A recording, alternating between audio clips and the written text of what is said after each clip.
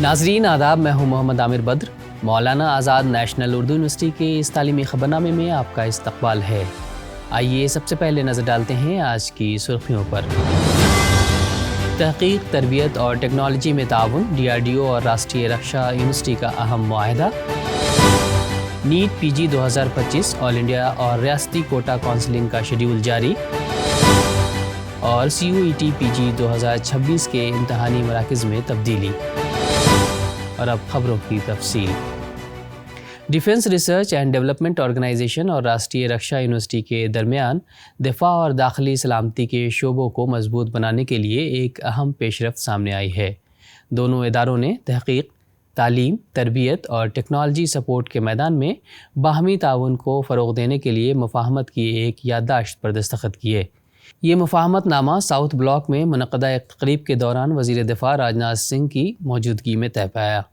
اس موقع پر DRDO کی director general Chandrika کوشک اور راشٹریہ رکشا یونیورسٹی کے وائس چانسلر بمل N پٹیل نے معاہدے پر دستخط کیے۔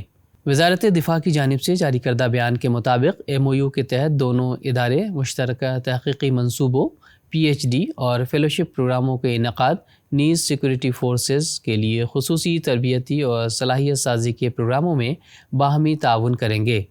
اس شراکت داری کا مقصد دفاعی صلاحیتوں میں اضافہ اور داخلی سلامتی کے نظام کو مزید مؤثر بنانا ہے۔ انڈین انسٹی ٹیوٹ آف ٹیکنالوجی دہلی کے ابوظہبی کیمپس میں اگلے سال تقریباً 400 طلبہ داخل ہوں گے، جو موجودہ 182 طلبہ کی تعداد سے تقریباً دوگنی ہے۔ یہ بات IIT دہلی ابوظہبی کے ایگزیکٹو ڈائریکٹر شانتنو رائے نے واضح کی۔ انہوں نے بتایا کہ ابوظہبی کیمپس ہندوستان کے دیگر IIT کیمپس سے مختلف ہے، کیونکہ یہاں کا تعلیمی ماحول اور نصاب متحدہ عرب امارات کی ضروریات اور جغرافیائی حالات کے مطابق ترتیب دیا جا رہا ہے۔ کیمپس خلیفہ یونیورسٹی اور محمد بن زائد یونیورسٹی کے اشتراک سے توانائی، پائیداری اور مصنوعی ذہانت جیسے جدید کورسز بھی پیش کر رہا ہے۔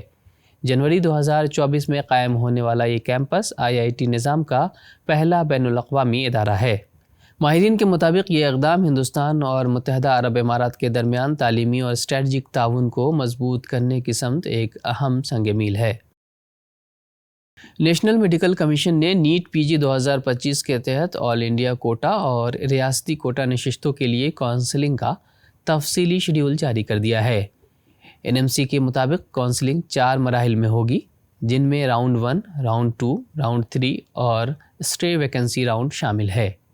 ریاستی کونسلنگ اداروں کو ہدایت دی گئی ہے کہ وہ میڈیکل کونسلنگ کمیٹی کے جاری کردہ شیڈیول پر سختی سے عمل کریں۔ شیڈیول کے تحت پہلا راؤنڈ اکتوبر-نومبر 2025 میں مکمل ہو چکا ہے، جبکہ دوسرا راؤنڈ دسمبر 2025 تک مکمل ہوگا۔ تیسرا راؤنڈ جنوری 2026 تک جاری رہے گا اور اسٹے ویکنسی راؤنڈ جنوری کے آخر تک مکمل کیا جائے گا۔ تمام الاٹ شدہ نشستوں میں داخلے کی آخری تاریخ 31 جنوری 2026 مقرر کی گئی ہے۔ نیشنل ٹیسٹنگ ایجنسی نے CUET PG 2026 کے امتحان میں اہم تبدیلیوں کا اعلان کیا ہے، جس کے تحت امیدوار اب درخواست فارم میں 4 امتحانی شہروں کی ترجیح درج کر سکیں گے۔ NTA کے مطابق پہلے سے درخواست جمع کرانے والے امیدواروں کو بھی امتحانی شہر میں ترمیم کا موقع دیا جائے گا، جو 18 سے 20 جنوری 2026 تک اصلاحی ونڈو میں دستیاب ہوگا۔ نظر ثانی کے بعد امتحانی مراکز کی تعداد 312 سے کم کر کے 292 کر دی گئی ہے، جبکہ امتحان ملک کے 272 اور بیرون ملک 16 شہروں میں منعقد ہوگا۔ ایجنسی نے واضح کیا ہے کہ امتحان کے پیٹرن اور مضامین کی فہرست میں کوئی تبدیلی نہیں کی گئی ہے۔ CUET PG 2026 157 مضامین کے لیے منعقد ہوگا۔ ہر پرچے کا دورانیہ 90 منٹ کا ہوگا۔ رجسٹریشن کی آخری تاریخ 14 جنوری 2026 تک ہے، جبکہ امتحان مارچ 2026 میں منعقد کیا جائے گا۔ یہ امتحان کامیاب امیدواروں کو 2026-27 کے لیے تعلیمی سیشن کے لیے مختلف یونیورسٹیوں میں داخلے کا موقع فراہم کرے گا۔ مولانا آزاد نیشنل اردو یونیورسٹی کا اسکول آف ایجوکیشن ایشیا کے سب سے بڑے ایجوکیشن اسکول میں سے ایک ہے۔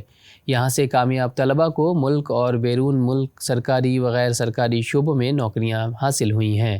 ان خیالات کا اظہار یونیورسٹی کے وائس چانسلر پروفیسر سید عین الحسن نے کیا۔ وہ ڈین ایلومنائی افیئرز کے زیر اہتمام منعقدہ ایک روزہ سیمینار سے خطاب کر رہے تھے۔ اس سیمینار میں مہمانان خصوصی کی حیثیت سے ایم ایس ایجوکیشن اکیڈمی کے چیئرمین لطیف محمد خان نے شرکت کی۔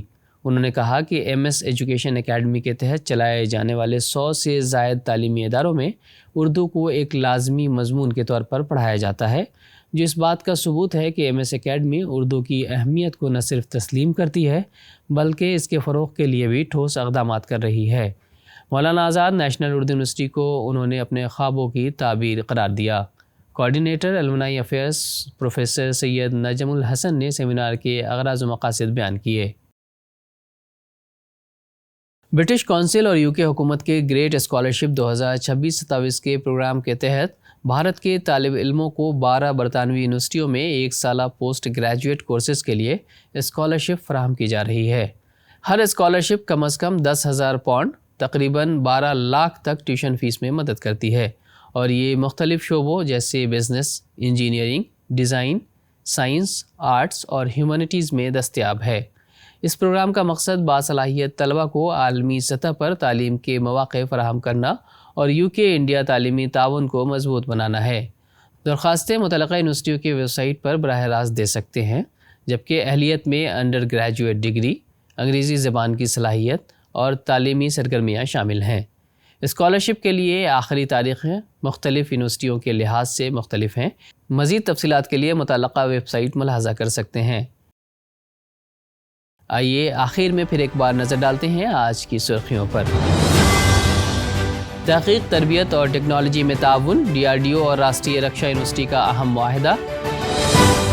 نیٹ PG 2025 آل انڈیا اور ریاستی کوٹا کونسلنگ کا شیڈیول جاری، اور CUET PG 2026 کے امتحانی مراکز میں تبدیلی۔ آج کی خبروں میں فی الحال اتنا ہی۔ آئندہ بلیٹن میں آپ سے پھر ہوگی ملاقات، تب تک کے لیے دیجیے اجازت۔ آداب۔